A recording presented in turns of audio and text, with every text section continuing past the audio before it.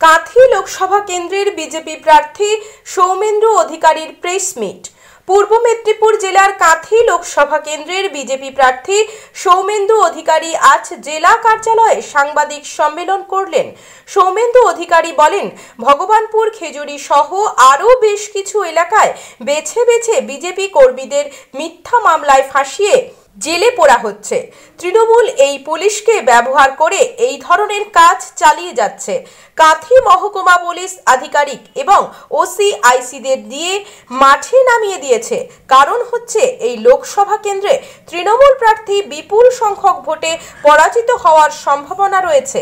তাই পুলিশ দায়িত্ব নিয়ে তৃণমূল প্রার্থীকে জেতানোর জন্য আমাদের গুরুত্বপূর্ণ কর্মী সমর্থকদের মিথ্যা মামলা দিয়ে ফাঁসানো হচ্ছে এবং এই ঘটনা নিয়ে ইলেকশন কমিশনকেও লিখিত জানাবেন বলে জানিয়েছেন কাঁথি লোকসভা কেন্দ্রের বিজেপি প্রার্থী সৌমেন্দু অধিকারী। উপস্থিত ছিলেন বিজেপির কাঁথি সাংগঠনিক জেলা সভাপতি অরুণ কুমার দাস, কাঁথি লোকসভা কেন্দ্রের বিজেপি প্রার্থী সৌমেন্দু অধিকারী ও অন্যান্য কর্মীরা।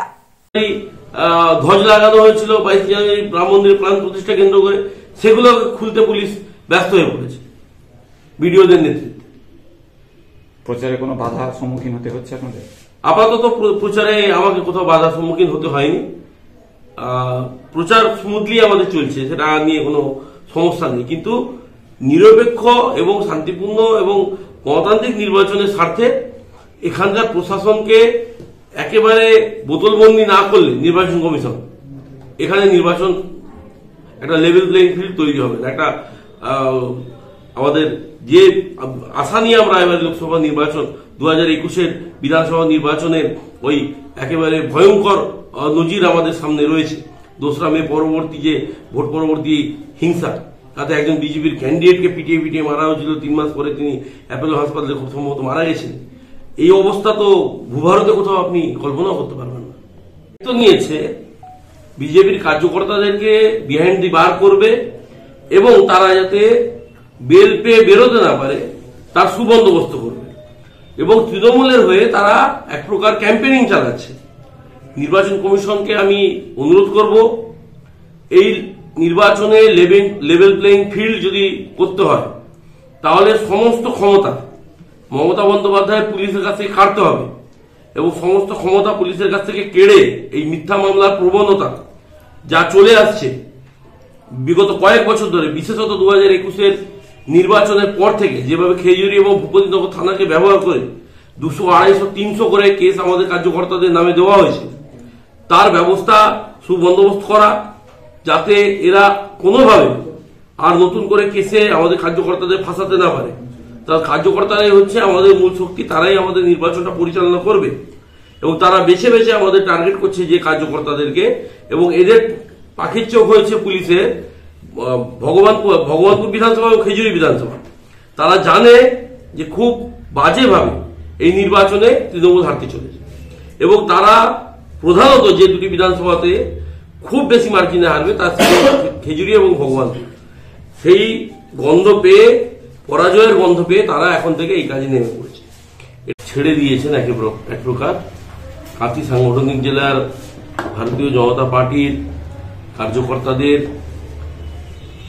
নানাভাবে মিথ্যা কেসে কিভাবে আটকে রাখা যায় তার প্রকৃষ্ট উদাহরণ আপনাদেরকে কতটা নক্কারজনক জায়গায় এই শাসক দল গেছে আমি মাননীয় নির্বাচন কমিশনার তারও দৃষ্টি আকর্ষণ করব আপনাদের মাধ্যমে, যে নিরপেক্ষ নির্বাচন পশ্চিমবঙ্গে করতে গেলে কত ধরনের বাধার সম্মুখীন বিরোধীদেরকে হতে হচ্ছে এবং মডেল কোড অফ কন্ডাক্ট লাগু হওয়ার পরেও যেভাবে রাজনৈতিক কর্মীদেরকে পুলিশি সন্ত্রাসে, পুলিশি জুলুমে বন্দী করা হচ্ছে এবং তারা যাতে বেল না পেতে পারে, যে কেসে অ্যারেস্ট হচ্ছে বেল না পেতে পারে, তার সুবন্দোবস্ত বর্তমান পূর্ব মেদিনীপুর জেলার এসপি ও কাঁথির একটি এসডিপিও আমাদের ভাইপোর জেলা থেকে এসে পৌঁছেছেন এবং তাদের বংশোদ্ভূত কিছু এখানে ওসিআইসি আছেন, তারা সে কাজটি করছেন।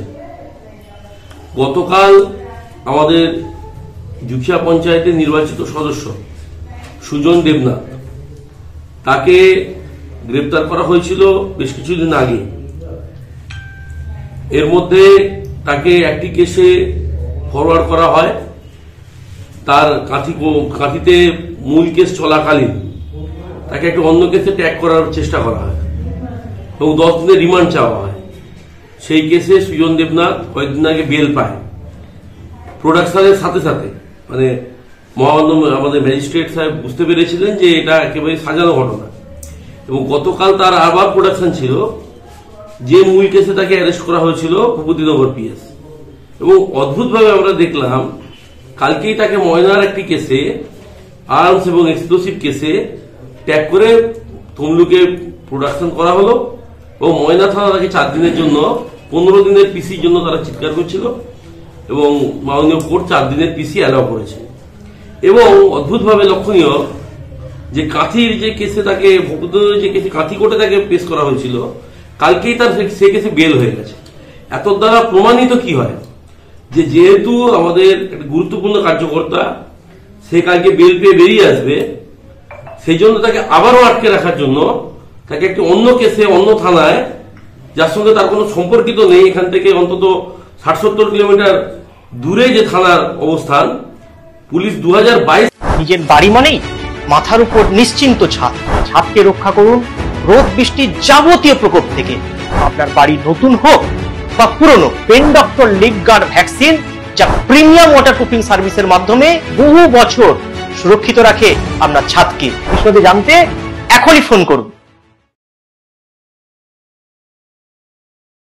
বন্ধ্যাত্ব কোনো অভিশাপ নয়, এটি চিকিৎসার মাধ্যমে নিরাময় সম্ভব। পূর্ব মেদিনীপুরের সর্বপ্রথম টেস্ট টিউব বেবি সেন্টার এখন তমলুকে। যোগাযোগের ঠিকানা উত্তরায়ণ ইনফার্টিলিটি ক্লিনিক প্রাইভেট লিমিটেড, প্রদূত বসান তমলুক, আদি মোহিনী মোহন কাঞ্জিলালের পাশের গলিতে। যোগাযোগ 9679225556। বিজ্ঞাপনের চমক নয়, আছে আগামী দিনের প্রতিশ্রুতি, মানে কর ফ্যাশন। ছেলেদের যাবতীয় নিত্য নতুন পোশাকের বিপুল সম্ভার নিয়ে নবরূপে সজ্জিত কর ফ্যাশন। বিশেষ করে মনে রাখবেন, আমাদের নতুন সংযোজন ছোট ছেলেদের পোশাকের বিপুল সম্ভার। আমাদের ঠিকানা ময়না রবিবারের বাজার। আমাদের আরেকটি শাখা বলাইপন্ডা বাজার, চৌরাস্তার দক্ষিণে ময়না। মনের মতন পোশাক মানেই কর ফ্যাশন। বিজ্ঞাপন দেওয়ার জন্য যোগাযোগ করুন স্টুডিও কল্যাণী, ভোগলাবাড়ি, ময়না, পূর্ব মেদিনীপুর। নতুবা ফোন করুন যাদব বেরা 9800303017। এছাড়া অসিত বেরা 9932227739।